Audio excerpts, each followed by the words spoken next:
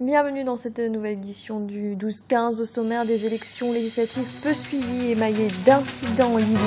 Le scrutin qui avait lieu ce mercredi a été marqué par une faible participation. 24 pays bénéficieront de 4 nouveaux projets du Fonds africain.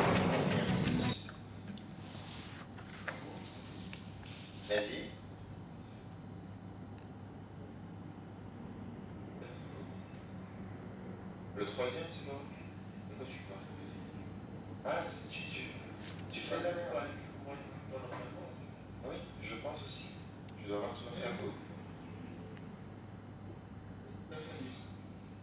Allez, 5, 4, 3, 2, 1, à toi. Bienvenue dans cette nouvelle édition du 12-15. Au sommaire des élections législatives peu suivies, émaillées d'incidents en Libye. Le scrutin qui avait lieu ce mercredi a été marqué par une faible participation. 24 pays bénéficieront de 4 nouveaux projets du Fonds africain de solidarité. L'accord a été signé ce mercredi 25 juin à l'occasion du sommet de l'Union africaine qui se déroule en Guinée équatoriale. Et plus qu'un an avant le passage au tout numérique pour les chaînes télévision Burkina Faso, le pays se prépare activement pour tenir les délais.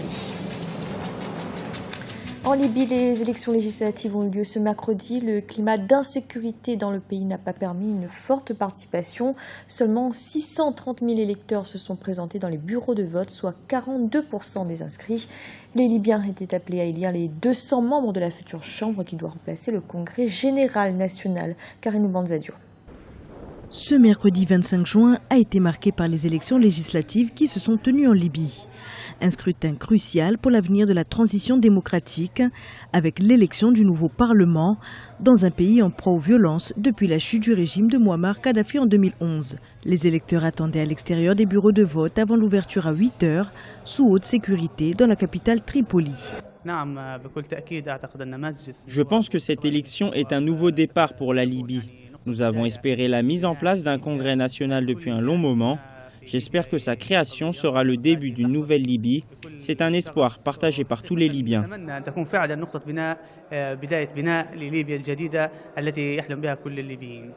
Des élections pourtant peu suivies par la population. Seulement 1,5 million de Libyens s'étaient inscrits pour le scrutin, contre plus de 2,7 millions en 2012, sur 3,4 millions d'électeurs éligibles. Des chiffres qui, selon les analystes, sont la conséquence d'un contexte bien particulier. C'est un contexte où les superpuissances, les pays voisins comme l'Algérie, comme l'Égypte, d'ailleurs il y a une rencontre entre M.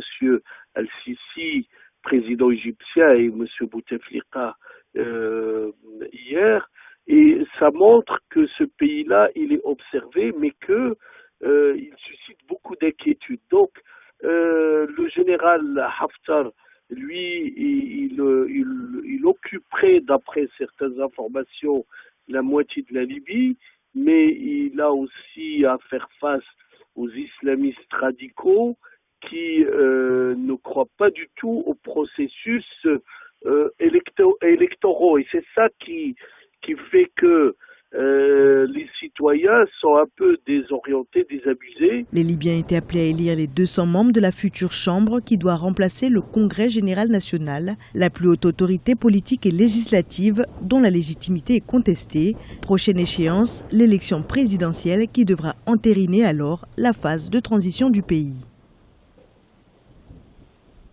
Et en Tunisie, c'est officiel, les élections législatives auront lieu le 26 octobre prochain et la présidentielle le 23 novembre, toujours en 2014. Les députés de l'ANC ont entériné ces dates ce mercredi par le vote d'une loi fixant le calendrier électoral. Dans l'actualité également, les autorités gabonaises et tunisiennes ont paraphé mercredi, en marge d'un forum économique bilatéral organisé à Libreville, 2 accords de coopération d'affaires, des accords qui visent à renforcer les échanges entre les deux pays dans divers secteurs d'activité. Un reportage de notre correspondant Douglas Toutoumé. Renforcer la coopération sud-sud entre le Gabon et la Tunisie, c'était l'objectif visé par la signature ce mercredi à Libreville de 2 accords cadres. Ces accords concernent le secteur de l'agriculture et le secteur privé. Le forum économique Gabon-Tunisie, organisé à l'endroit des opérateurs économiques des 2 parties, a servi de cadre à cette cérémonie en présence des 2 chefs d'État, Ali Bongo Ondimba et Monsef Marzouki. C'est un accord cadre, c'est un accord de portée générale qui liste tous les domaines de l'agriculture dans lesquels nous pouvons avoir une coopération spécifique dans l'avenir. Pour l'instant, dans le domaine de l'agriculture, elles sont à construire. Et nous espérons pouvoir travailler avec la Tunisie dans les différents domaines de l'agriculture. Le cadre des affaires a été mis en place entre le Gabon et la Tunisie au niveau politique. Aujourd'hui, il ne reste qu'à le traduire dans les actes. Une ambition commune aux différents opérateurs économiques engagés dans cette opération. Nous sommes venus ici au Gabon avec une forte délégation qui couvre quasiment tous les secteurs d'activité. Et nous sommes venus parce que ici, nous avons une vision. Il y a un pays qui a une vision d'avenir qui est assez importante. Dans le cadre de cette mission économique présidée par le chef de l'État tunisien, nous comptons, nouer des relations avec nos amis et frères gabonais pour des projets d'investissement dans le domaine de la construction métallique et la haute chaudronnerie, essentiellement le domaine pétrolier. Précisons que le commerce intra-africain aujourd'hui est très faible. C'est dans ce sens que le Gabon et la Tunisie veulent mutualiser leurs énergies pour développer un courant d'affaires important. Les opérateurs économiques gabonais et tunisiens se retrouvent ce jeudi dans le cadre des rencontres B2B. Le sommet de l'Union africaine se poursuit à Malabo en Guinée équatoriale. À cette occasion, le Fonds africain de solidarité administré par l'Organisation des Nations Unies pour l'alimentation a donné le feu vert à 4 nouveaux projets. La cérémonie de signature de l'accord avait lieu ce mercredi en présence du secrétaire général de l'ONU. Un reportage de notre correspondant en Guinée équatoriale, Serge Kofi. 24 pays bénéficieront de 4 nouveaux projets du Fonds africain de solidarité. L'accord a été signé ce mercredi à Malabo, la capitale, en présence du président de la République, Théodore Obiangema Bazogo, donateur du fonds, le secrétaire général de l'ONU, Ban Ki-moon, en tournée en Afrique, et le directeur général de la FAO, José Graziano da Silva. Le projet, d'un montant de 16 millions de dollars, portera sur 24 pays d'Afrique et sera ciblé sur l'emploi des jeunes, la malnutrition, les maladies animales transfrontalières, la salubrité et la sécurité alimentaire urbaine. Je félicite le gouvernement pour le don de 30 millions de dollars au Fonds fiduciaire africain de solidarité de la FAO. Les accords qui viennent d'être signés aujourd'hui font partie intégrante des objectifs de l'Afrique pour sa révolution en matière de productivité agricole. Je félicite l'Union africaine et les chefs d'État qui profitent de l'année de l'agriculture et de la sécurité alimentaire pour adopter la résolution d'éliminer la faim d'ici 2025 en décrétant que l'année 2014 soit celle de l'agriculture et de la sécurité alimentaire.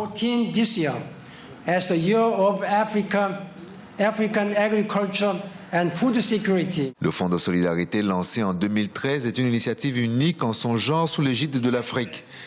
Elle a pour but d'améliorer l'agriculture et la sécurité alimentaire sur tout le continent. La Guinée équatoriale et l'Angola participent respectivement à hauteur de 30 et 10 millions de dollars. Une manifestation de la volonté de l'Afrique de déployer tous les efforts pour garantir la sécurité alimentaire de l'ensemble du continent. La création de ce fonds est une initiative propre de la Guinée équatoriale parce que nous pensons que lorsqu'un pays possède de ressources, il doit exprimer sa solidarité aux autres. Il n'y a pas que ce fonds que nous avons destiné à la FAO de 30 millions de dollars. Nous apportons aussi notre aide à beaucoup de pays qui ont souffert des désastres naturels. Cette aide ne s'adresse pas aux pays pauvres, mais aussi aux puissances. Nous pensons que lorsqu'un pays souffre d'un désastre, il doit recevoir l'appui et l'aide de toute la communauté. Autre temps fort de la visite du secrétaire général Ban Ki-moon dans le pays, la réception du siège du système des Nations Unies dans la capitale équato-guinéenne. Un bâtiment offert par la Guinée équatoriale et qui vient confirmer la volonté de Malabo de réduire les risques et la vulnérabilité dans le domaine alimentaire. Au Kenya, le gouverneur du département de Lamu, Issa Timami, a été arrêté ce mercredi. Il est soupçonné d'être lié aux attaques qui ont fait une 60aine de victimes le 16 juin dernier dans la localité de Peketoni. La police a également arrêté 13 autres personnes, de présumés membres du Conseil républicain de Mombasa, un groupe séparatiste kényan. Dans l'actualité également, le Burkina Faso qui se prépare à basculer dans le tout numérique. Le pays qui dispose d'une vingtaine de chaînes de télévision devrait abandonner les productions analogiques d'ici le 17 juin 2015. Un passage dont le coût est estimé à environ 40 milliards de francs CFA. Un reportage de notre correspondant Wendiam Valentin Compaoré. La télévision numérique terrestre bientôt une réalité au Burkina Faso. Avant la date butoir du 17 juin 2015, dans certaines chaînes de télévision, les programmes analogiques sont abandonnés. Une transition dont le coût est estimé à environ 40 milliards de francs CFA. Cette transition devrait permettre au pays d'avoir 75 chaînes de télévision. Parce que si nous réalisons la TNT, nous créons des canaux, nous créons des télévisions qui seront remplies par des images et des productions venues de l'étranger, je pense qu'on n'aurait pas atteint nos objectifs. Il faut donc arriver, en même temps que nous sommes en train de construire les équipements et les technologies pour pouvoir porter la TNT au Burkina, il faut que les acteurs s'organisent et se structurent et travaillent à accroître la production nationale pour au moins avoir un équilibre à ce niveau. Le Burkina Faso dispose déjà d'une vingtaine de télévisions. Pour une bonne qualité d'image et de son, ainsi qu'une bonne réception des signaux avec l'avènement de la TNT, les consommateurs devront se doter de téléviseurs et de décodeurs nouvelle génération. D'ici le mois de novembre-octobre, en tout cas, nous pourrons éventuellement, en tout cas, avoir donc les premières images sur la ville de Ouagadougou. Et progressivement, comme je viens de vous le dire tantôt, nous allons étaler cela en maximisant sur un déploiement groupé des équipes sur les différents chantiers que nous avons. Disons au passage que nous avons au total 35 sites. 35 sites à travers tout le pays.